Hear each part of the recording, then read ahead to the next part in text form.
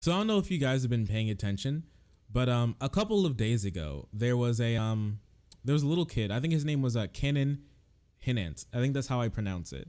I don't want to like butcher his name too bad. He was a 5-year-old little kid riding his bike, super cool, super based, in front with his bigger sisters, and then someone. We're gonna get banned, are we? Yeah, I don't know. And someone rolled up. Some guy rolled up, just shot the kid dead where he stood for no reason. Just walked up, shot the kid. Um, the child sadly passed away. And this necessarily wouldn't be like a big story. These sorts of things sadly happen.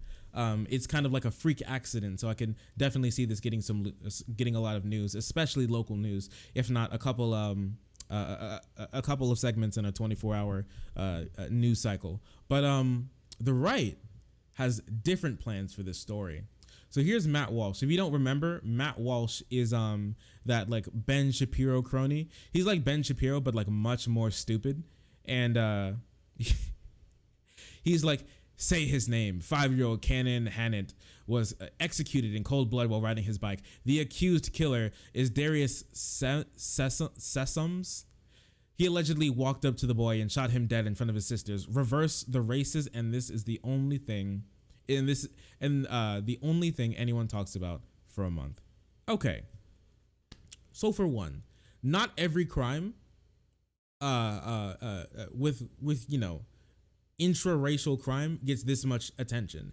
If you didn't know, and you guys may have not have heard it, but there was a guy, he was black, up in Illinois, and he was just walking, he was minding his own business in the park, and then he was attacked by a group of like freaking hillbillies, and they literally tried to like hang him. They tried to break his arms and hang him.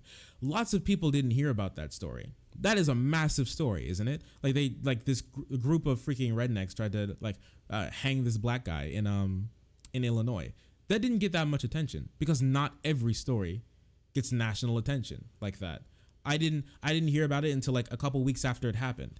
And I even live not in the general area, but that's in my neck of the woods technically.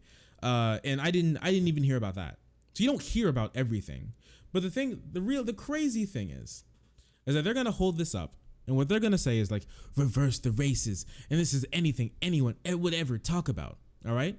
Well, it may have been talked about more if it was anything like what happened with any of the other people we're talking about who were killed. All right.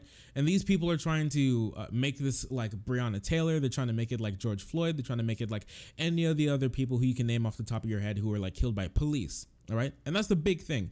Lots of these people were killed by police. But the system made to protect these people, protect and serve, remember, murdered them in cold blood. And then what happened? Qualified immunity happened. Prosecutors not picking up the case happened.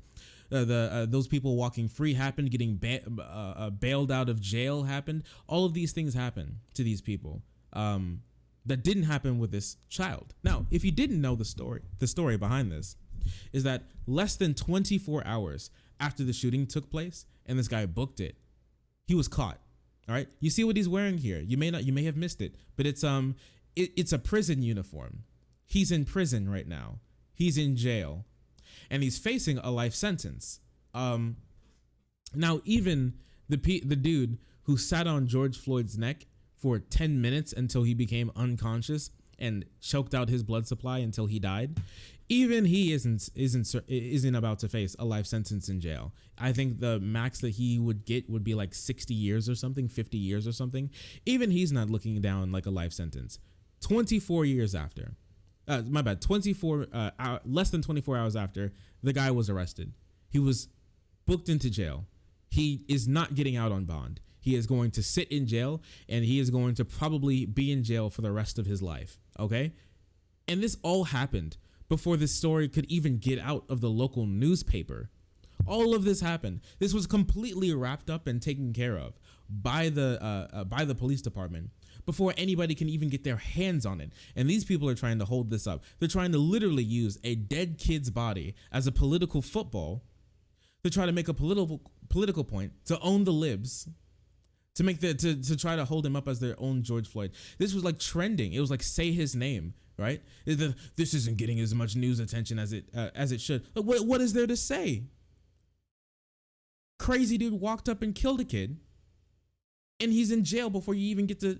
He's facing a life sentence before you even get to say what happened. Like, what are you talking about? Justice for Cannon. What do you mean justice? The dude's in jail already. What justice? What more justice needs to be? I don't know when the court. I don't know when the court. I don't know when the court date is. I hadn't looked that far into it, but like this, what can you even call this back to? There's no like systemic racism you can say. This isn't even tied to like a hate crime or anything. It seems like the dude just walked up and shot the kid, and that's horrible. But I don't need what system of oppression towards white children does this play into? They can't even bring this up about conservatives because there was no even like political lens to it. It's just political theater. They're puppeting around a kid's dead body for political theater. It is the most disgusting thing I've ever seen in my entire life. And here it is. The difference: progressives will burn down cities they live in. Conservatives will let justice prevail. What? Why would there be a protest? Why would there be a protest? Like, the protest happened because the people were shot dead, and then the cops just walked free like nothing happened. What would you be protesting? What is there to protest? What are you talking about? I don't get it. I think we're going to start to see. Oh, look, very, very cool human being. I'm starting to think the wrong side won the Civil War. Just here it comes. The racism flows. This is amazing to me. How the right is, and we're going to start to see this more as these things start to pick up. It's really funny to me how a lot of people, especially on the right, are going to start to take things from the left. We already saw like, if you didn't know, a moral, what is it? What's it called? I forget it. Moral, I forget the word. Shoot, that sucks.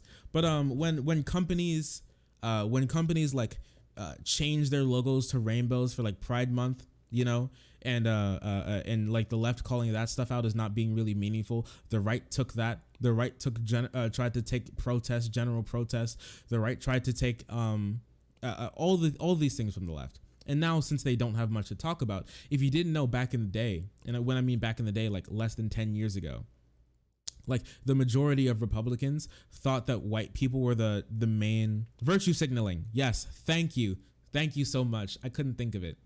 Virtue signaling, like that's a left wing thing. That's a leftist thing, because companies will try to virtue signal to working class people, to different demographics, to try to get goodwill, to get you to buy more of their product without actually caring about the issues. They'd be advocating for like slavery if they knew it would bring more money into their shareholders' pockets. So this is massive, just virtue signaling. And then the right tried to take that, and now they use it for anyone who like cares about a social issue, but they don't care about it as hard as the right wants them to, or something.